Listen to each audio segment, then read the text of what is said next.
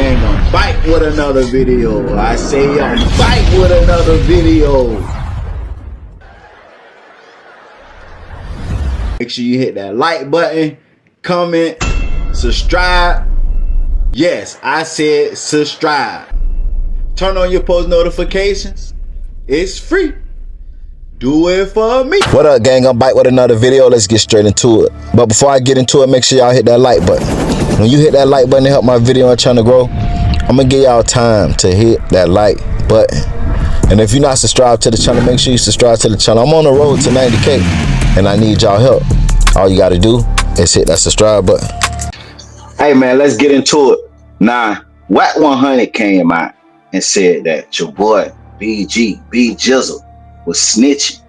But let me tell y'all the fire behind this. BG came out and said he's an indie artist. Yeah, so he basically saying he's not signed to Birdman. He say he independent.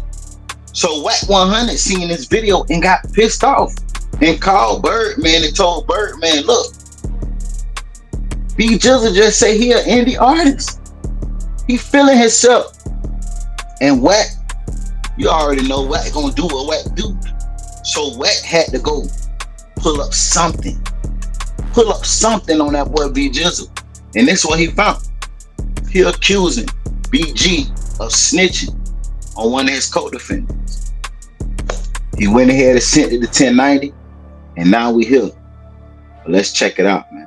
The EOS is 1090 Jake, man. I'm rocking with y'all, and y'all rocking with me. And for this video, I ain't even gonna lie, I'm disappointed I found this.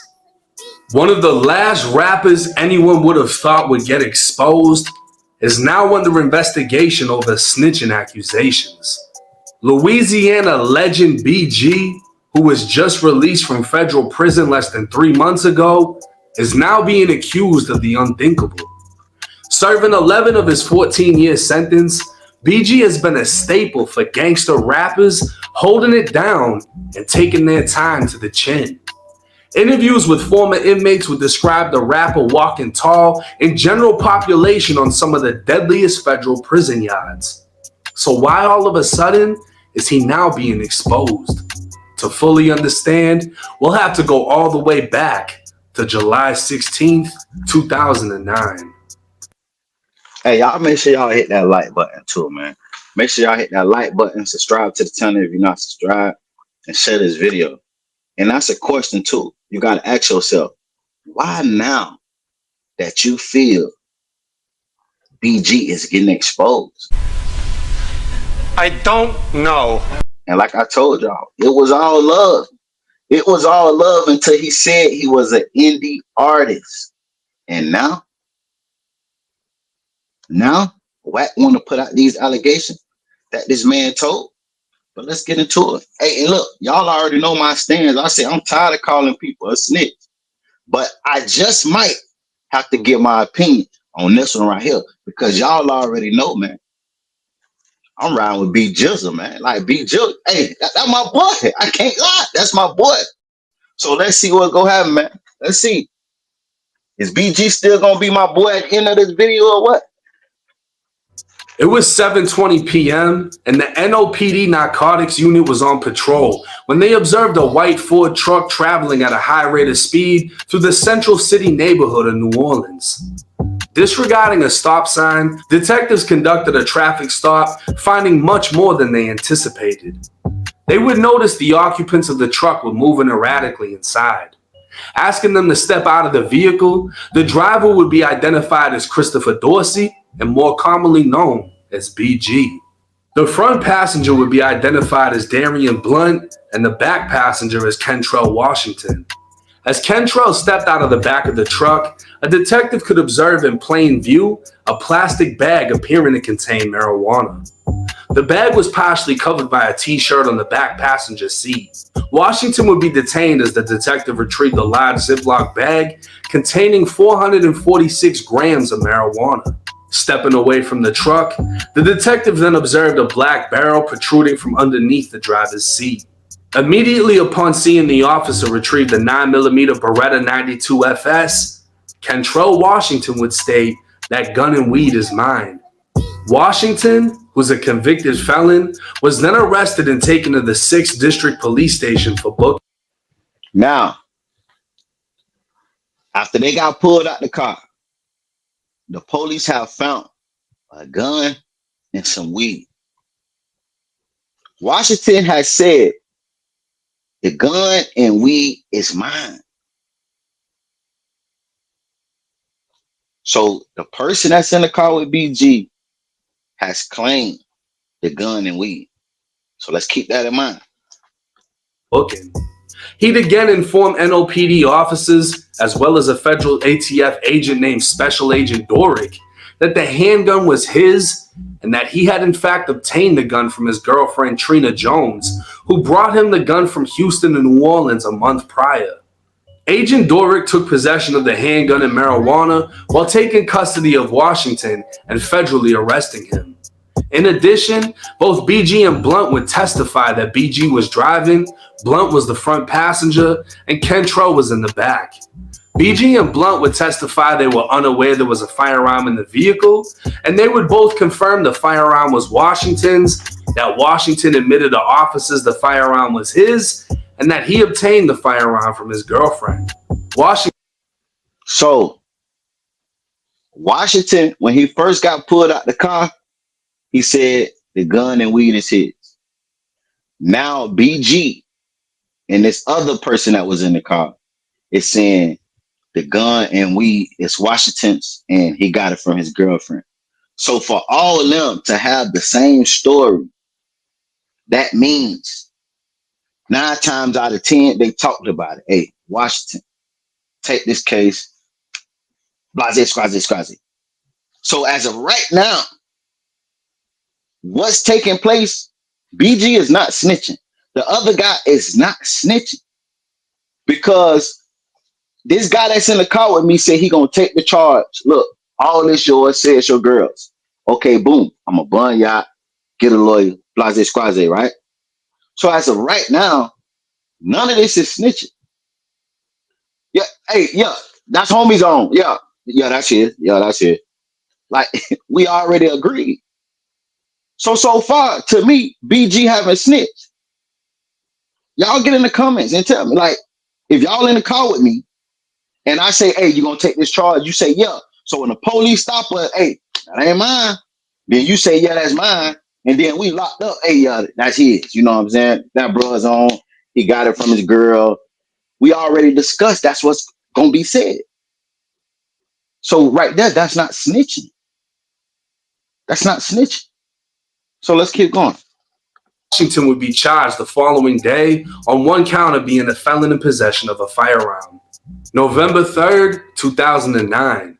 Only 3 months after Washington would be arrested, BG would find himself in the back seat of a Chevy Tahoe that was pulled over. Gerard Fedison, also known as Fetty, was driving with Damon Pollard in the front passenger. Officers observed the butt of a gun under the center console of the Tahoe before asking if there was any firearms in the vehicle. All 3 men said no. Removing the men, officers recovered a 9mm Ruger P89, a Stoger 40 cal, and an FN57. All 3 guns were equipped with extended magazines. Further investigation would reveal the Chevy Tahoe they were riding in was stolen, and one of the firearms was also reported stolen. A New Orleans PD sergeant would arrive on scene when Pollard said, "The weapons are for us because they tried to jack my boy out of his jewelry," referring to BG. Seriously, what the f are you doing? Pollard also stated the drugs in the car were his, as officers recovered pills inside of a Tylenol bottle. The sergeant would arrive on scene when Pollard said, "The weapons are for us because they tried to jack my boy out of his jewelry," referring to BG. Pollard also stated, so Pollard told the police the weapons are for us because people been trying to jack BG.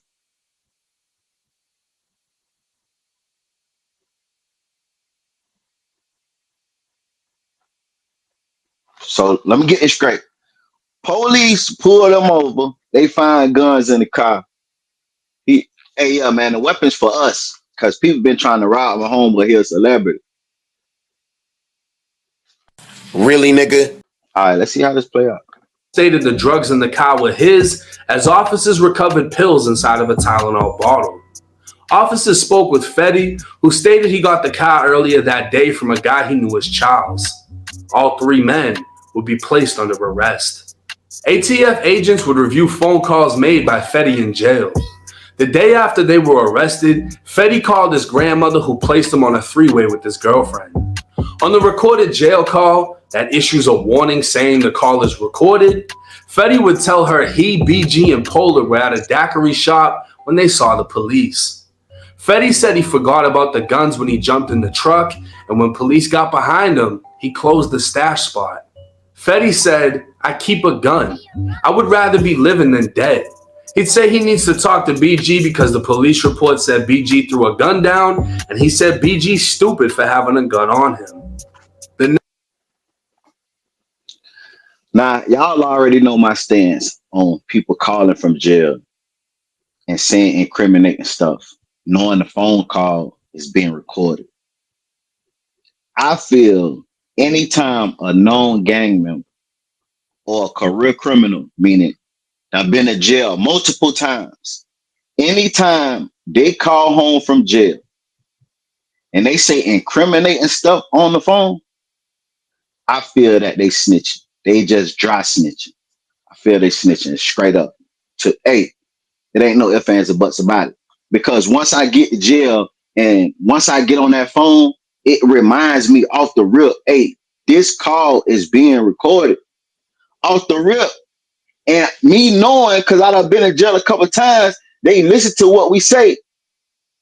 So for me to get on the phone and say anything that can incriminate me or anybody, and I do it, I'm doing it intentionally.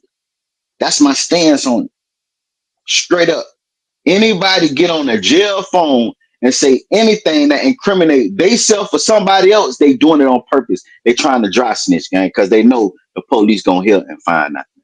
That's just my point. It ain't no way around that shit no more. It ain't no nigga slip, none of that. No, you snitching on the low, gang. Ain't no excuse for that. The next day, Fetty would call his girlfriend telling her where he stashes guns in the truck and that Pollard doesn't have any convictions. His girlfriend would tell him Pollard could write a letter from jail saying the guns were his and that she could get the letter notarized. Fetty would then say he was going to get Pollard to sign an affidavit. He'd then say, "You know ain't no fucking gun was for that dude," meaning that the guns actually belonged to BG and Fetty. He called his girl the next day and go to running his mouth again. So 1090, goddamn. I understand that BG is the famous person, but technically the snitch is this guy right here. This guy's the snitch. He called his girl on Monday snitching. Then he called his girl again on Tuesday snitching. Come on, man. You can't tell me he ain't do that on purpose, guy. You can't tell me that shit. Continue on saying plenty of things he shouldn't over a jail phone before speaking with BG as the two expressed concern over the feds picking up the case. 2 days later, Fetty would call BG, who made bond and was released from the New Orleans Parish Prison. On November 9th, Fetty told BG to get Pollard out of jail so Pollard can sign the affidavit stating the guns were his.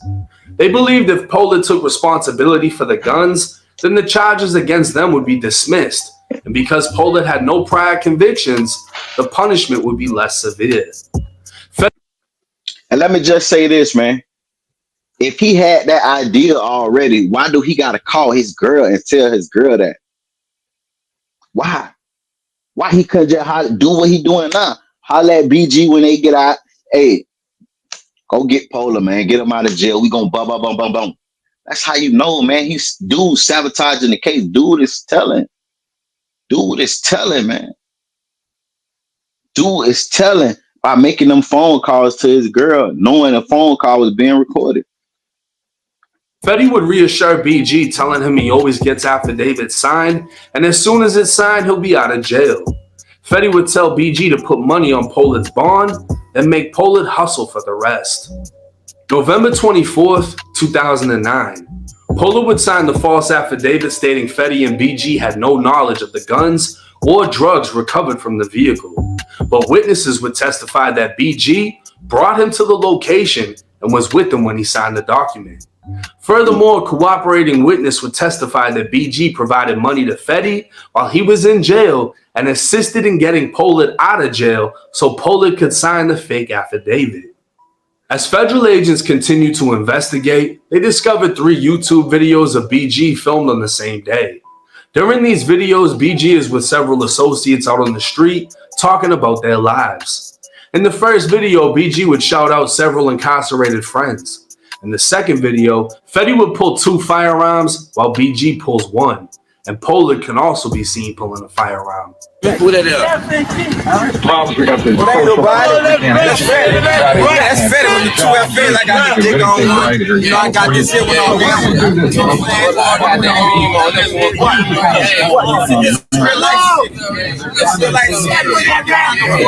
In the third video, BG, Fetty, and their group are still on the same corner when they start to rap about not cooperating with police and not. Hey, I'm sorry to keep pausing, but I ain't gonna lie, man. I know back in the day, pulling out the gun seemed cool, but that shit seems so lame to me now, man. Like, that shit even looked awkward when they was. It looked staged, like that was the key word. Who that is, and they were gonna pull out. That shit looked lame, man. So to all you rappers that's showing guns in your videos, bro, like stop. That shit look lame now, bro. For real, that is lame, gang. And then for y'all to be convicted felons showing gun on camera, y'all asking for it. Not snitching. Fetty then appears with a bandana over his face and 2 firearms, while BG can again be seen with a firearm. BG would be indicted by the feds in April of 2011 on 2 counts of felon in possession of a firearm. 1 count for the gun in the YouTube video and another for the 3 guns in the vehicle. He'd also be hit with a 3rd count of tampering with the witness for getting Pollard to sign the fake affidavit. In August of 2012, BG would be sentenced to 168 months or 14 years in federal prison. Now, at no point within BG's sentencing transcripts would he receive any point reduction for cooperation, and at no point was there a 5K1 in his case showing cooperation. So when the actual case BG went to prison for, he never cooperated and received a hefty sentence. But BG isn't accused of actually snitching in the case he went to prison for. BG is accused of testifying in the first arrest. Back when Kentrell Washington took responsibility for the gun and the weed, saying they were his and he got the gun from his girlfriend, BG and the 3rd man would repeat exactly what Kentrell already told the officers. The wording used in the paperwork would state, in addition, both Dorsey and Darian Blunt would testify that Dorsey was driving, Blunt was in the front passenger seat, and Washington was in the back seat. Both individuals would testify that they were unaware there was a firearm in the vehicle, and they would both confirm that the firearm was Washington's, that Washington admitted to officers the firearm was his, and that he had obtained the firearm from his girlfriend. Many have become confused on the wording of this paragraph, specifically would testify. They compared this case to Gunner, in which Gunner received a plea deal and agreed to testify if called upon. But this isn't the same for BG. No. Kentrell Washington never went to trial, leading many to assume BG never testified. But they would also be wrong. Within Washington's preceding transcripts, specifically page 3, his public defender Jocelyn would state, "Now Mr. Washington was the one who was charged. I think the government could clear it up more, but I believe BG was given subpoenas to appear for the grand jury in connection with this proceeding. I do not know if he was actually called to testify, but I do believe he received 2 subpoenas to come to court." The U.S. attorney or federal prosecutor, Mr. Vitas, would state, both passengers that were in the vehicle were put before the grand jury. This would confirm both BG and Darian Blunt went before a grand jury. Now, a grand jury is a private proceeding used to determine if enough evidence exists to bring charges against the suspect. With 16 to 23 grand jurors present, the prosecutor will introduce evidence or call on witnesses through subpoenas to testify.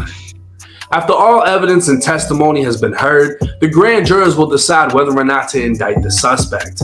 In this case, BG and Darian would testify the gun belonged to Washington, and the grand jury would choose to indict Washington for being a felon in possession of a firearm. But this is where the case gets tricky. BG's very own state lawyer, Frank DeSalvo, would be representing Kentrell Washington in his Fed case. According to Washington, BG's lawyer promised he'd receive 1 to 2 years at most in prison. He'd plead guilty, then withdraw his guilty plea after learning he was actually facing 6.5 to 8 years. Firing his lawyer, Washington would point out how his lawyer was also BG's, and 4 months after Washington was arrested, BG would be arrested in another case where BG tried to pay someone to take the fall. It would seem Washington was finessed, promised by BG's lawyer he'd receive minimal time, and he was willing to take the rap for the gun. It would also seem Washington, BG, and Blunt all planned on Washington being the fall guy. If we pay attention, when the officer recovered the gun, Washington immediately said the gun and weed were his while at the scene. Washington would be taken to the police station where he spoke with an ATF agent, saying his girlfriend brought the gun from Houston. BG and Blunt weren't with him when he spoke with the ATF, but BG and Blunt would repeat exactly what he said to the grand jury. With Washington realizing he was played and is facing more time than promised, he'd attempt to get new lawyers and claim the gun couldn't have been his because the barrel was showing under the front seat, meaning it must have been placed there by the driver, who was BG. But because BG and Blunt already testified against Washington, Washington found himself in a hole he couldn't dig himself out of. Now, this case is crazy because it's 2 examples, right? In the first example, dude just immediately says it's mine. The gun's mine, the weed's mine. In the second case, the guy wouldn't admit that it was his, but BG and BG's homie would come up with an idea. Look, we're going to bond him out and we're going to give him money to sign off and say that the shit was his because he doesn't have any priors. He's going to be the fall guy. And the guy actually does it. He signs the affidavit, but the police listened to the jail calls. They figured out the plot and they hit BG with witness tampering. In the first case, that isn't how it went. In the first case, this guy admits, hey, this is mine. And within a month, BG and the other passenger was subpoenaed to a grand jury, testified in court, and said everything was Washington's. Now, they repeated everything Washington said, which makes me think they most likely discussed this, whether it was in the car, whatever it was. Yo, bro, you're not from New Orleans. You're from Houston. You're only going to get 1 to 2 years. You'll be good. Just take the rap for this shit. We're going to take care of you, Dude's like, all right, bet.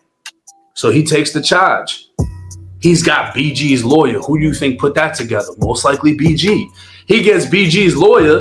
BG's lawyer is telling him, yeah, you're only going to get 1 to 2. You'll be all right. BG goes up and testifies. And this is the thing.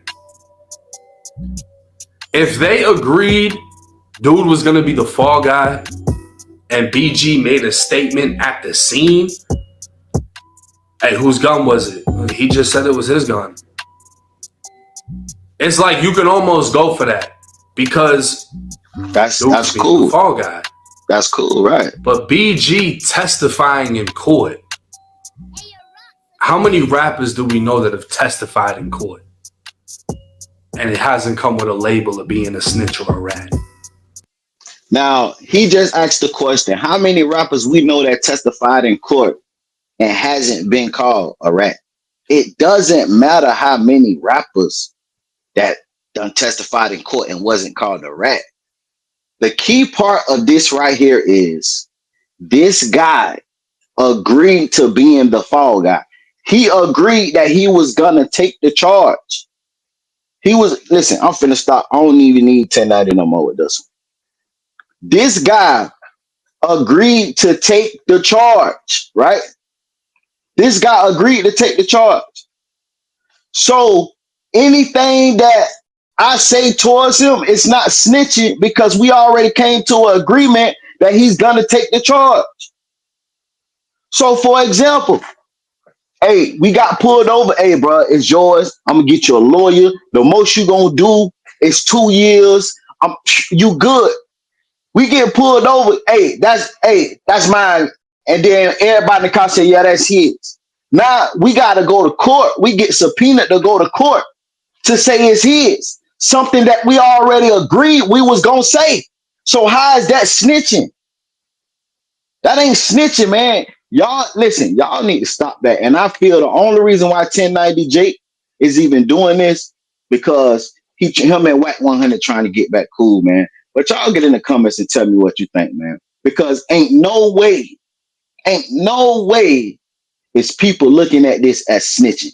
Except for them fake, naive motherfuckers or people that got something against B Jizzle, man. Or people that's riding other people's wave. It's no way that we looking at this situation right here that BG is snitching. There's no way, man. Cut that out, man. Boosie responded to this, man. And Boosie said, Three Finger Wack is a clown, man. Yeah, he said, Three Finger Wack is a clown. Wack 100 responded and said, it's on site when he see Boosie is going down. Y'all already know, man. Once I get the updates, I'm going to get back to y'all, man. Make sure y'all hit that like button, comment, subscribe, turn on all post notifications. It's free. Do it for me. Promo alert, promo alert, promo alert. Today is your girl, Gigi Rose. Make sure you follow her on Instagram. Subscribe to her YouTube channel. She teach y'all ladies how to revamp wigs and dime. She also sell wigs. Ladies, y'all better tap in ASAP. She also got a video for how to maintain toddler hair. Yeah.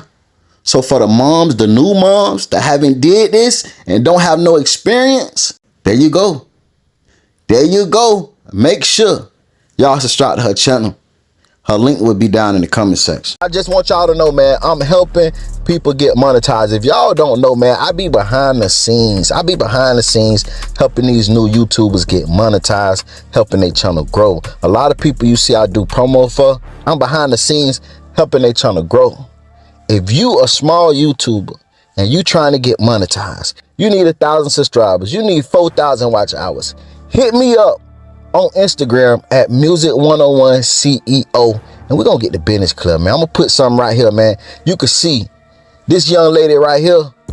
She put the work in. She listened to what I said, and she put the work in, and she got results quick as a motherfucker. You hear me? Listen, I thought it was a glitch.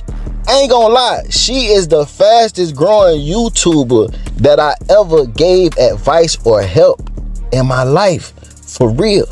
Because a lot of y'all be procrastinating. It's a lot of YouTubers that I took under my wing and they not consistent. This young lady right here, she was consistent. I told her an idea. I gave her some tips. In less than a week, her numbers tripled. Her numbers tripled. A month later, she monetized. Man, listen. If you're trying to win, hit me up on Instagram, Music101 CEO. Promo alert, promo alert, promo alert. Today is Mr. Go Viral. Yeah, man. Mr. Go Viral. Y'all make sure y'all follow him on Instagram, subscribe to his YouTube channel, and hit that like button, comment, and let him know I sent you. Mr. Go Viral, he posts viral, shocking clips, man. You don't want to miss it. Make sure you tap in. His link will be down in the comment section. Listen to me, y'all. Go hit subscribe, gang. God damn. Mr. Go Viral, keep doing your thing. Every day you wake up, you need to promote your company. Every day you wake up, you need to promote your brand. A lot of people don't like to pay for promotion. Well, guess what? You need to turn into a promoting guru. Marketing is the #1 key to success. A lot of people is not making it in life when it comes to company businesses or music or talent, whatever it is, a product you selling, whatever it is, because not enough people have seen or know you exist. You can have the best product in the world. You could be the best rapper in the world. You can have the best company in the world. But if we don't know you exist, how can we engage? You need to put it in their face every day. You post it every day. I don't care if you get 1 like, post it again, post it again, post it again. They either go unfollow you or they go engage. If I see something come across my phone 5, 6 times, I'm going to eventually tap on it to see what it's about. Marketing, promoting is the key to success. Y'all better get to it. Music 101.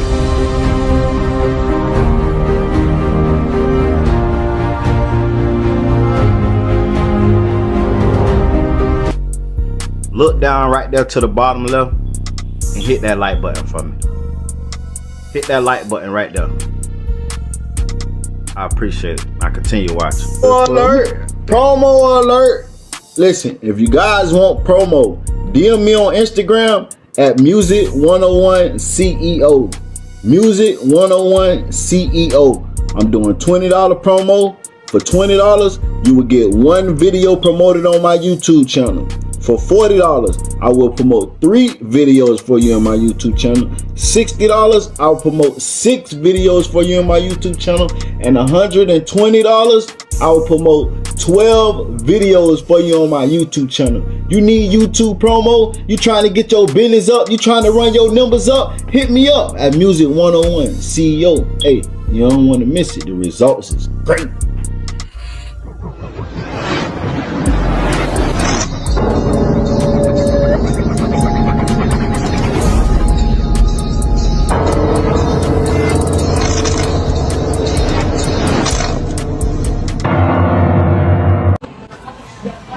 Music.